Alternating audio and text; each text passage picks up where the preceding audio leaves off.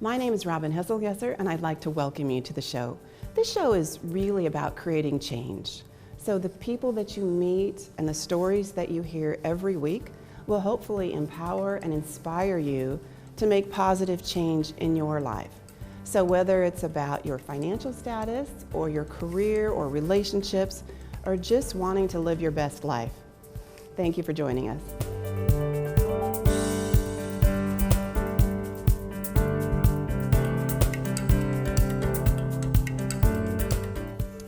Welcome back to More Than Just Advice. I'm here again with Tom Lloyd, who is the founder of College Funding Organization. Tom, welcome back to the show. Thank you. I appreciate it. So in our last segment, we talked a little bit about your organization. Yes. And what you do. For viewers that might not have caught the first episode, can you do just a brief overview of who you are and what you do, please?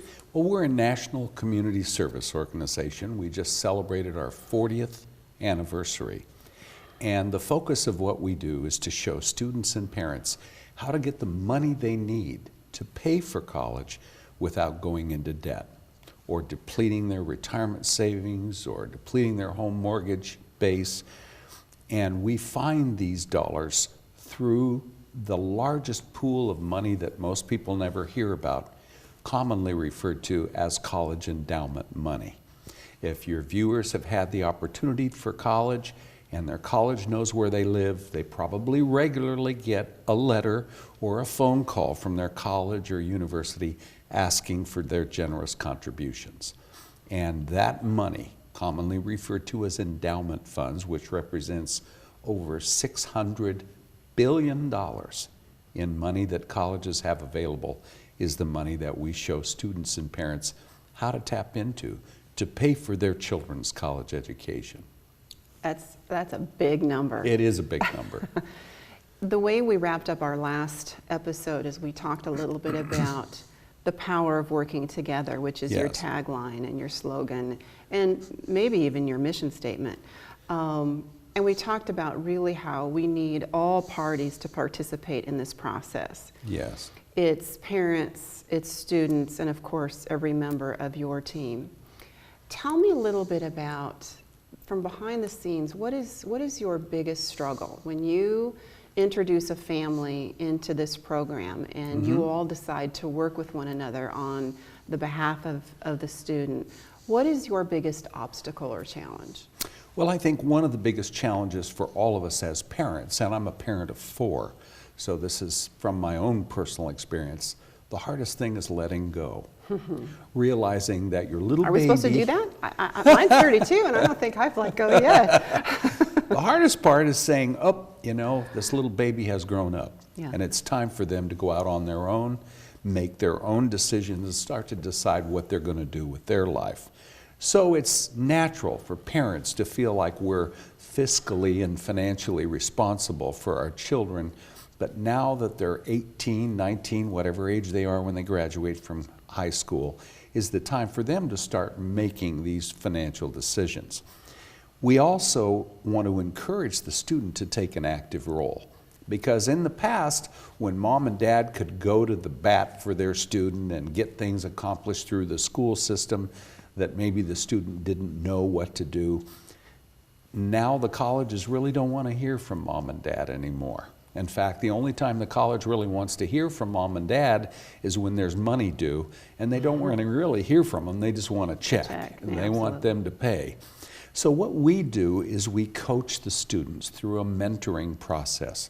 We have live coaches who interface directly with the students on a month-to-month, week-to-week basis, answering their day-to-day questions and concerns about the process of applying, admission, negotiation, and funding for their child's college education. That communication goes between our staff and the student, with mom and dad being on the support team, encouraging the student, certainly cheering them on, but really it's important that the student take the initiative. The college wants to know that the student is really the one that wants their help and wants their resources to help them pay for school. So the challenge is shifting from mom and dad making all the day-to-day decisions to helping our students make those important decisions. And one of the ways we keep everyone in the loop is we actually record our coaching calls with the student. So when we're on the phone with them for 20, 25 minutes, the student doesn't have to sit there and take notes. They can listen, they can ask questions, they can express their feelings about their concerns about going to college and what's going to be expected of them. And then we help them with each of those steps along the way and record that call and then send a copy of that recording back to the student, to mom and dad, and any of the team members that are helping support that student, so everybody knows what's going on and can stay in tune with the process. So that's really probably the most challenging part, is getting everybody on the same page and keeping the process moving forward. College funding is not a one-time event. It's a process that goes all the way through, from as early as 6th grade all the way through until they complete their doctorate or master's or whatever advanced degree they might want. How long does the process take when you decide to partner with a family? How long would you wish for when they get started? How long? Well, you know, as I mentioned before, and this is kind of our slogan, as long as a student has a year or more of college ahead of them, we can usually help. Okay. There are certain things that we do. Ideally, we'd like to be in touch with that student late middle school or early high school, really? So that we can do some planning on the financial side with mom and dad, make sure they're holding their assets properly, make sure that they know exactly how to present their financial picture to the school in order to get the most funding based on the current rules and guidelines that the colleges offer. That are probably always changing. They're changing every year, just like sure. Tax law, yeah. They change every year.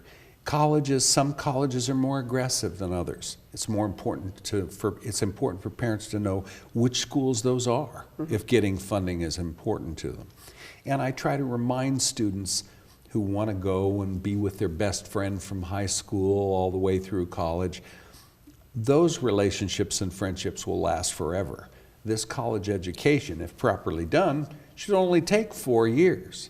Mm-hmm. Many students these days are taking 5 and 6 years to complete college because they don't know for sure which courses to take, they're not sure what's the right curriculum or even what the right campus is. I live in Tucson, Arizona, in the middle of the Sonoran Desert. And when I interview young people locally, I ask them, what are you dreaming of as a career? And they say, well, I'd like to go into marine biology.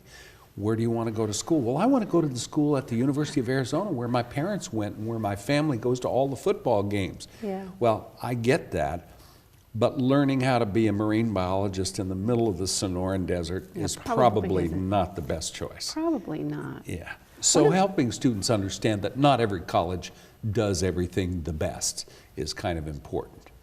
As we were talking about in our break, you said something that really perked my ears up that I would assume that most people are not aware of, and that is, just because our sons or daughters enter that freshman year of college doesn't mean this process is over. No, correct? That's right. That's right. So can you talk a little bit about that? Yes, filing for financial aid and getting financial aid is an annual event.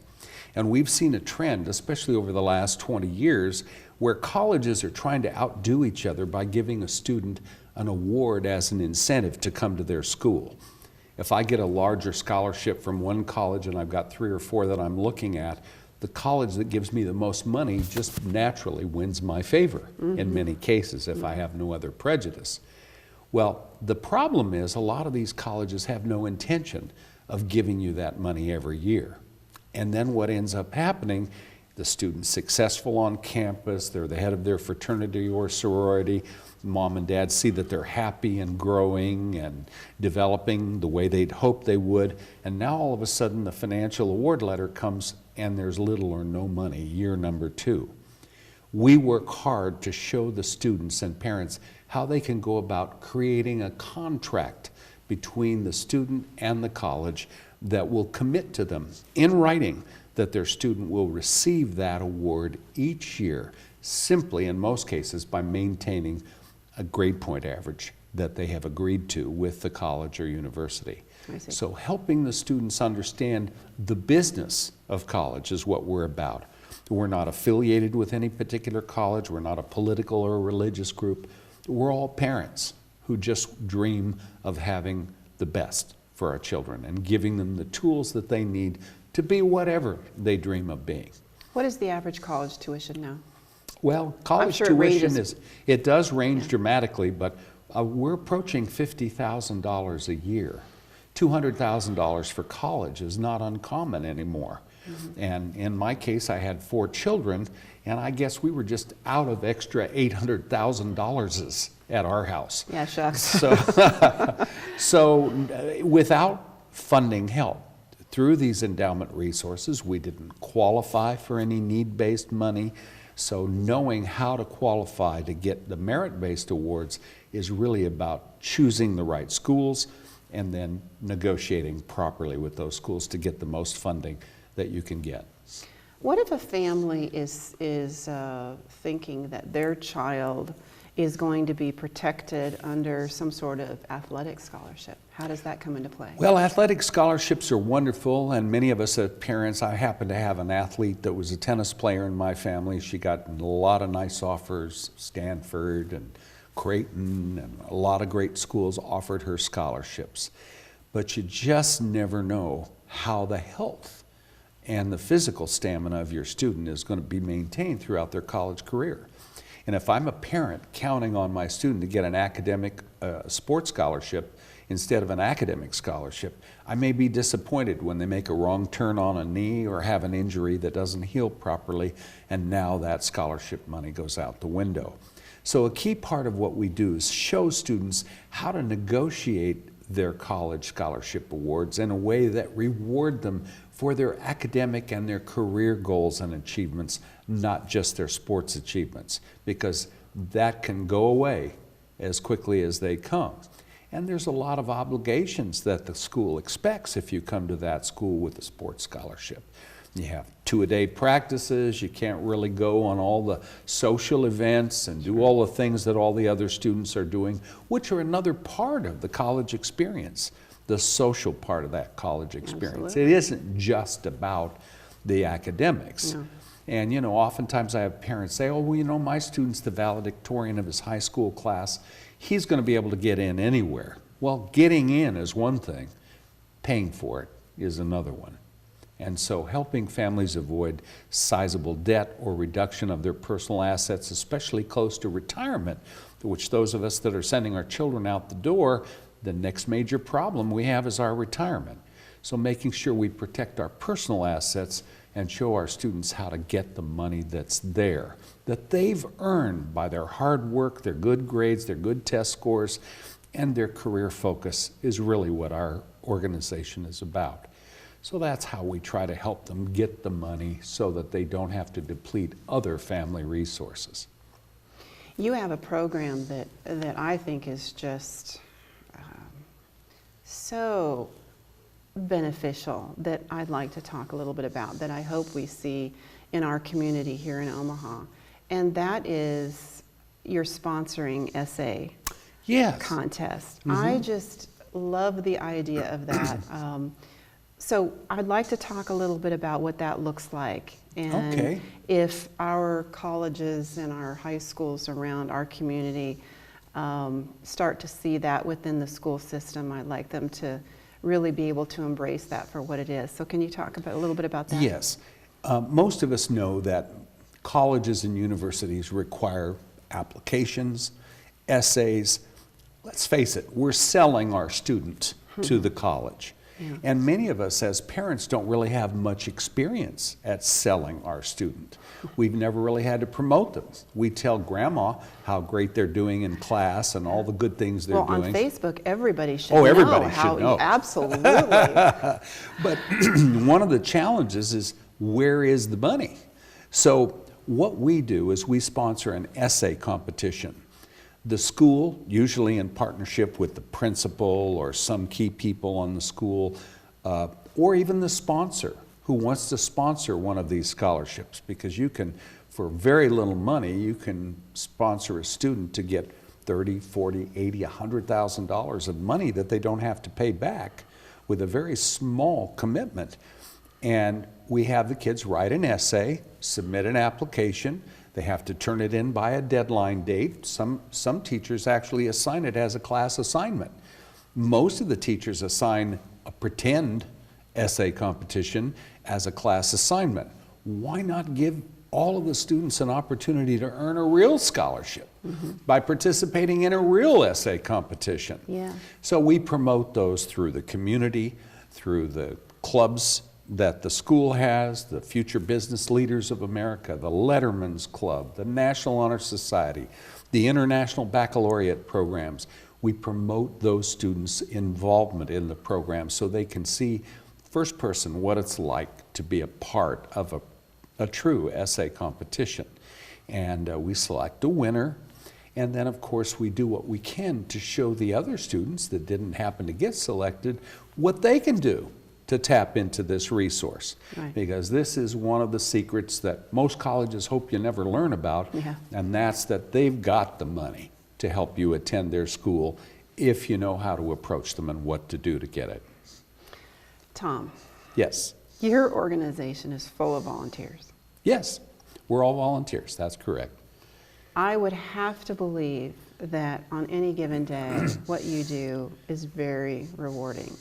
I'm Very sure much so. all of you are going to live to be about 103. I hope. Have no blood pressure issues and sleep like babies at night. That's what we're hoping for. I would like for you to share any story that you can think of that you feel like a family has really benefited from what you do in your process. Well, as you mentioned the essay competition, I think of a school on Long Island, New York, that we did an essay competition with a few years ago. It was a Pius X, was the name of the school. It's a Catholic school in Long Island. And we had an essay competition talking about a person on campus that made a difference in a student's life. And I remember this one particular student, her name was Angela. She was 15 years old, and they lived in New York, in Manhattan, in Long Island, excuse me. And Mom worked cleaning houses, worked as a domestic for several businesses. The dad was a bus driver. He also did cleaning work at night. They didn't have an education, but they wanted education for their children. And every morning, Angela would get up and prepare for school, and one day they got some sad news. Mom was waiting at a bus stop in a downtown New York City bus station, and some gangs got in a fight, and in the crossfire that occurred, Mom got shot and killed on the spot. Here Angela was 15 years old. She had 3 younger siblings to help raise. She became the mom. She prepared their lunches every day, made sure they were properly dressed, came home at night, did her homework, cleaned the house, did the dishes, because Dad was out on another job trying to keep the family going. Here's a young lady who's really going through a lot of challenges. And when she wrote her essay, she wrote about the admissions lady at her school. Every day when they came to school, they had to go to the front door and get a badge to show. There's a lot of security at that school. They want to make sure the right people are coming in the building, which we all want our children to be safe. Yeah. And every day, the lady at the front desk would say to her, "Oh, you look so lovely today. Oh, that's a beautiful dress you have on. What a great smile." And she gave her support and encouragement, and every day Angela would look forward to that lady at the front desk who took a special interest in her because she knew of the hardships that she was facing taking care of a family as a 15-year-old. So even though she was only a sophomore in high school, her story was so moving that she actually won the essay competition. And by the time she got ready to go to school, she had received almost $200,000 in scholarship offers from various colleges and universities that helped her get her education. And since that time, her younger siblings are now in our program as well, and we're working with them to help make sure they get the funding that they deserve. So sometimes it's just one person out there who makes the difference. That one teacher, that one counselor, in this case, a clerk at the high school, made a difference in her life and gave her the drive and motivation she needed to keep moving forward and dream her dream. We never know the impact that we can potentially have That's right. on another human being. That's true. And I've got to learn to keep Kleenex here at this table at all times. Thank you for sharing that story. You're very welcome. And one of the things I want to reiterate is that your program is truly inclusive. Yes. And we don't care about the socioeconomic status true. of a student. We don't care about their zip code. We don't care about their race or whether they're male or female or whether they see themselves as one versus another. We don't care about any of that. No, not at all. In fact, everyone has a great deal of potential if they have the tools to unleash that's within them, whatever they've been blessed with, whatever resources and gifts they've been given, giving them the opportunity to manifest that self. We know today that it's challenging in our world to get a good quality job and a career without some advanced education, whether it be trade school or a specialty training or a college degree. Everyone needs to have a little something beyond high school to help them set the stage for their future and their career. So we don't really care what their background is. We purposely designed our program to be within the financial reach of everyone. We are a membership organization. They pay a small $100 a year family membership dues. In fact, we have a lot of moms and dads who go back and finish their degree at the same time their children are in school because for whatever reason they just didn't have an opportunity to complete. Sure. So all the things we do are not only for the youngsters, but for their parents as well. Anyone who has a dream of learning more, doing more, contributing more, giving back more, and needs education to help them get there, that's part of our mission and part of the power of working together. My last question. Okay. We have a viewer watching, and she's sitting there thinking, oh crap. It's probably not what she said, but she's thinking, I have a student that's a senior already. Is it too late? No, it's not too late. In fact, all of that students' college paying years are still in front of them. Sure. So even though we like to have at least 12 months, if we can, advance time to work with the student, even if the student's graduating from high school tomorrow, they've still got all these years of college ahead of them. And sometimes we're able to get students funding in as little as a few months. Oh, is that right? It doesn't always take 12 months. We have something that I don't know of any other college planning organizations offer, and we call it our promise of value. And we put in writing that if the student and parents will just do 3 things, we'll commit to them in writing that if they don't get at least a certain amount of money, which we put in writing at the time of the interview, that we give them their membership dues back. And we just don't feel like we can be any more fair than that. Yeah. So we actually give them a written commitment that comes after an interview with someone like you. As you know, we have an email address for you, hesselgesser@funcollege.org, and when the parent writes to that, if they just put their student's name in the subject line, and then in their own words tell you what they're proudest of that their student has accomplished, what they tell other people about their student when they ask about them, then you can send them information, send them the application, showing them some of the $1 billion with a B dollars in awards that we have been able to help our members receive. They need to file their financial aid forms properly, accurately, and completely. We actually have an accountant on staff that helps the parents complete the paperwork. And then we have a coach that works one-on-one with mom and dad and the student to help make sure they negotiate properly to get the maximum amount of funding for their student. Okay. Well, I'm so respectful of you and everything that your organization Thank you for that. does. We And, do it through people like you. Well, It's working together that makes it work. that's true.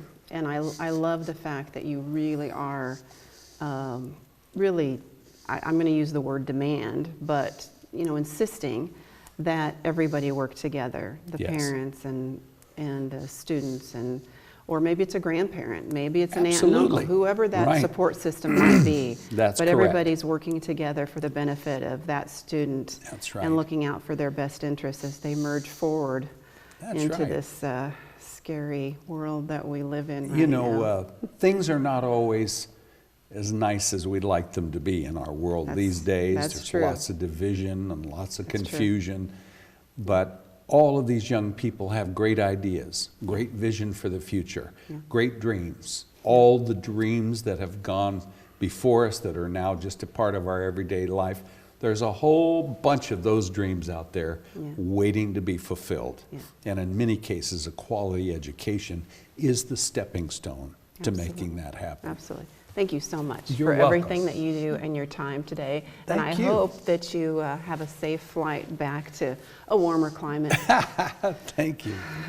Thank you so much for joining us today, and we'll see you next time.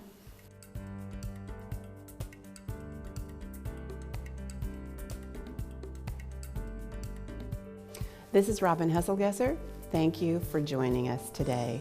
Next week, we hope to inspire and empower you to make an even better change in your life. See you next week.